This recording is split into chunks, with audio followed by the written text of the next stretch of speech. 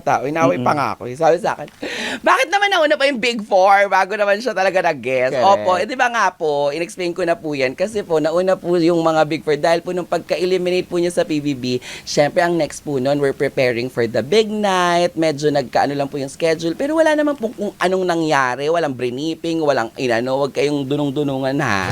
Oh, eto na. Kasi nga pinangako namin, dapat lahat ng lumalabas, dumadaan dito. Eto na to. I-welcome na natin, syempre, Yes. mula sa Pinoy Big Brother Gen 11, please welcome JM Ibarra! Hello po, hello po. Hello po, ma'am. Hello po, hello po. Grabe yung ma'am. Hello, Papa madam. Awel, Mama Jaiho. Hello po, Yes. ma'am. Jayo. At Papa Awel. Yes, hello. Yes, kung matatandaan nyo nga po, kanina off-air pinag-uusapan namin, before, nakabanding na natin sa Showbiz Sidelines, ang kanyang napakagwapo rin kapatid, diba? Correct. Si Lander. Yes. Ganyan. Pero dati wala pa yung PBB noon. Hindi pa sila nakakapasok. Pero welcome to the program. Thank you po, How thank are you? We believe that you're very busy today. Parang umaga pa lang or hapon pa lang, sunod-sunod na yung mga ganap mo. Kamusta? Enjoy ho. Nakakapagod lang ho. Actually, hanggang ngayon po, hinahapo pa po. Ba't saan ka magaling? Pwede po ba? Hindi, I mean, saan ka magaling? Buong ABS ba nilibot mo ngayon? Apo. Tama. Buti nagkakaintindihan tayo sa mga isasagot, no? Oo, nagkakaintindihan tayo. Oo, sa mata-mataan lang tayo. Kung dati merong mata-mata School of Acting, Totoo. ngayon meron ding mata-mata School of Signal. Answering. Yes, Oo, siguro. ganyan. Hindi kasi syempre, may mga surprises tayong dapat nilang abangan. Hindi, tsaka maganda talaga ang mata ni JM. Pag nag-smile siya, he smiles through his eyes. He Hindi smiles naman po. also Thank you po, thank nakikita sa mata, di ba? That's why your fans love you so much. Are you aware? And alam mo na masyado ka nang niyayakap ng mga fans mo, hindi lang sa Pilipinas, kundi sa buong mundo. How do you feel about that? Sobrang na-appreciate ko po yung part na yun at hindi ko rin naman ho ina-expect na lalabas po ako ng ganun.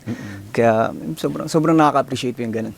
Oh my God, grabe. Almost Oo. 10,000 na live yung nanonood Yes. sa atin. Kanina pa sila nagme-message, actually punong-punong-puno, parang mag-give up na. Sa isang platform pa lang yan sa YouTube. Marami pang nanonood sa atin sa TFC at sa I Want TFC. Kaya pwede ba isang bonggang-bonggang greeting sa mga nanonood sa'yo sa buong mundo at online? Hello po sa mga nanonood po ngayon.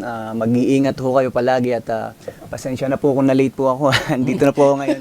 Mag-iingat po kayo palagi. kayong Thank you po. magalit, no? Huwag na po kayong magalit. Andito na po. Po ako. Ay, kamusta ka sa lahat ng nangyayari after mong lumabas sa bahay ni Kuya? Kasi I'm sure, di ba, parang lahat bago sa'yo eh. Di ba, lahat ng to ay dating pinangarap mo lang, pero now it's all finally happening. Nung after ko po ma-evict nun, sobrang overwhelming po kasi hindi ko ina-expect na ganun yung bubungad sa akin, ganun ho kalaking bubungad sa akin.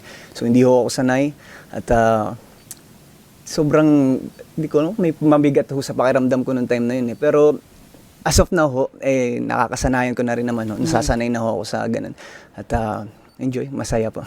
Oo, pero bago yung PBB journey mo, sino si JM? Ano ba si JM? Ikaw ba, nag-aaral ka ba? Ikaw ba ay nandun na sa moment kung saan na-experience mong pumila na sa iba't ibang mga auditions, etc. Can you take us back doon sa kung sino ka before ka namin mahalin at kilalanin sa PBB? Si JM po, before mag-BBB, nag-stop po ako sa school nun. Gawa po sa financial status po namin nun sa family. At ayun ho, dahil ho, medyo bumaba ho yung negosyo ho namin, mas pinili ko hong maghanap buhay ng pansarili ko ho, mag-racket-racket kung saan ho may pera at talagang papasukin ko ho yun, mapa-judge po sa kung saang pageantry, kung saang ho festival.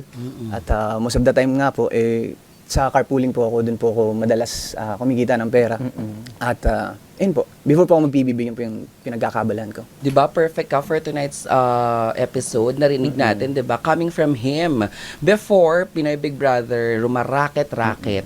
Yan ang ating main essence of the program, Showbiz Sidelines. Correct. Di ba yan? Narinig natin na rumaraket, nagja-judge ka for you to be able to help your family, ganyan. And then, nung time na nalaman mo na isa ka na sa mga official housemates, ano yung tumatakbo sa isipan mo that time? Kasi syempre, I'm sure iba-iba. Di ba? Sa'yo. Nung nalaman ko ho na, ayun, sana po akong official housemate, sobrang laki ho nung tuwa. At the same time po, magulo din ho sa isip ko, ba't ho ako naging housemate? Ano kung meron ako? Ano kung nakita nila sa akin? Pero yun po, nagtiwala na lang ako sa sarili ko kasi kung sila nga kung may nakita sa akin, malalaman ko rin ho sa sarili ko yun pagpasok ko ng bahay ni Kuya. Kaya sobrang tuwa po ako. And speaking of that, Papa Awel, ayan na, yun may na-inspire nakilala ako siya. doon sa kwento niya kasi kinuwento pa lang before entering yung bahay ni Kuya, yun yung pinagdaanan mo. So many trials.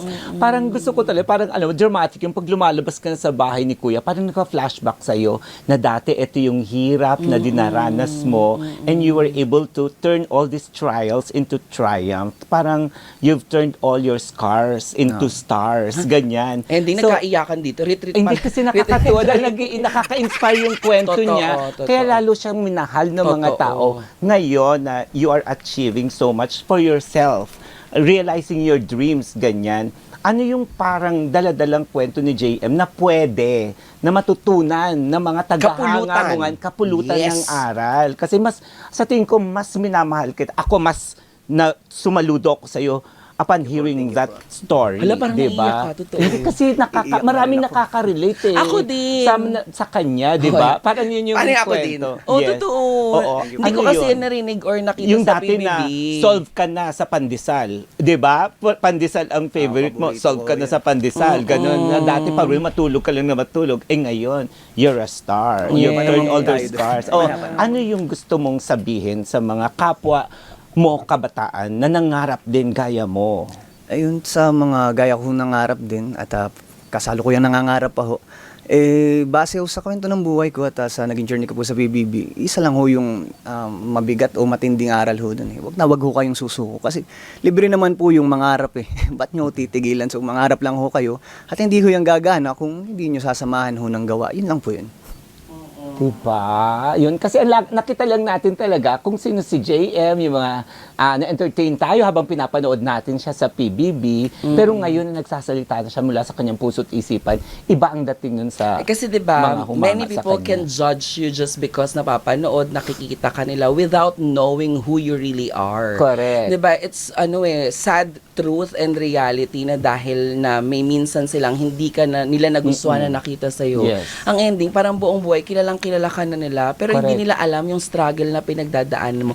Pag uwi mo sa inyo, 'di ba, nandiyan ang mama mo, ang papa mo, family mo, tapos na-mention mo nga yun na wag tumigil. Ano yung una yung pinag-usapan? Like ano yung nasabi mo sa kanila? Nandun ba kayo sa punto na sabi mo na after my PBB journey, mama, papa, ito na to. Magiging maayos na ulit ang lahat. Tutulungan ko kayo, ang pamilya natin. Can you kwento? Sa Arte-arte ng kwento. Oo. Taga-saan? Oo, yan. Taga Mambugbakor lang naman kami, di ba? Tapos yung kwento ko, di ba? Wow! Hello mga na-Ikenyo, Say. Go, ayun ho, JM. sa part po ng ni Mama at sa akin, napag-usapan ho namin na wag ho, magtiwala lang ho sa akin at sumuporta kasi nandito na ho ako sa kung ano man hong pinakatatayon ko ngayon at sinabi ko lang sa kanya, hindi ako susuko hanggat hindi ko siya nabibigyan ng magandang buhay. At sa part naman ho ng ko at ng papa ko, nagkaroon lang ho kami ng konting pag-uusap at konting kamustahan. At yun lang ho, mas pinili ko ho kasi nung time na nagkita kami na mas pinili ko hong mag-enjoy kami dalawa. Kasi kagagaling ko nga lang ho sa loob, i-stressin ko pa ho yung sarili ko. So, mas pinili ko mag-enjoy ho kaming dalawa. At sinabi ko rin ho sa kanya na kapag ho nagkaroon ako ng free time, mas pipiliin ko po na makausap siya kasama yung side po niya, na yung father side po. Kasi mas mapapanatag ho ako kapag nakausap ko yung papa ko nang kasama po yung family po niya. So, yun lang rin ang pag-usapan namin. Very family-oriented. Totoo. Di ba, I love Papa? my family. Ito ha, I just need to ask this question. It's fine if you're not comfortable naman answering it. Pero question, do you read comments like on social media? Kasi it's normal for artistas, di ba? Sa mga celebrities. Actually, kahit nga hindi ka celebrity, nagbabasa ka. Hindi, actually hindi. Pero may mga nakakarating sa'yo na, di ba, not all the time positive yung sinasabi. Do you get offended? Hindi po. Literal na hindi ho. Yun nga, bukod doon sa hindi ako mga social media tao, wala ko. Yung mga negative comments na nakakarating ho sa akin, usually mga screenshot lang ho, tapos sinesend lang ho ng mga friends ko. Pero dead maka. Dead mo lang kasi Kilala mo kung saan naman sila yung masaya, sarili mo eh. Doon na ho kayo. Masaya na ho ako kung saan sila masaya. Totoo. Correct. That's the right attitude.